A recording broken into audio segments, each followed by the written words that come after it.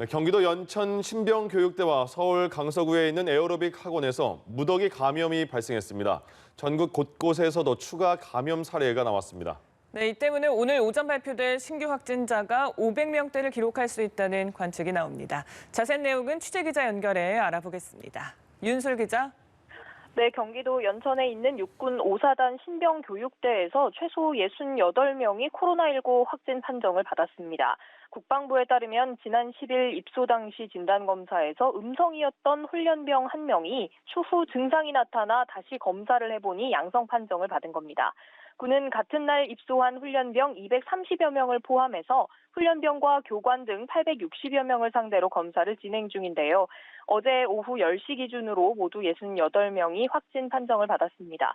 서울 강서구의 한 에어로빅 학원에서도 어제만 47명이 양성 판정을 받아 사흘에 걸쳐 최소 52명이 확진됐습니다.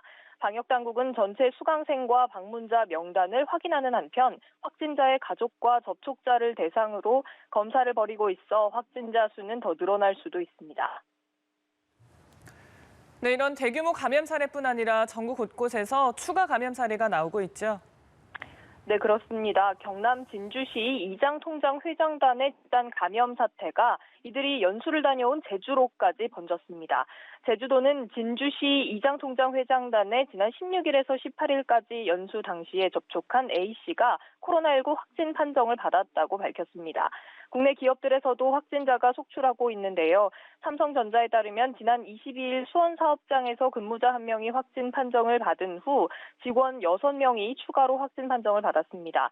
삼성전자 화성 사업장에서도 확진자가 나왔고 서울 영등포구 LG 트윈타워 동관과 삼성 디스플레이 아산 사업장에서도 각각 확진자 1명이 나왔습니다. 충남 천안에서는 직장 동료 4명이 확진 판정을 받기도 했습니다. 이처럼 곳곳에서 무더기 감염과 추가 감염이 발생하면서 오늘 오전에 발표될 0시 기준 신규 확진자는 400명대를 넘겨 500명대를 기록할 가능성도 큽니다.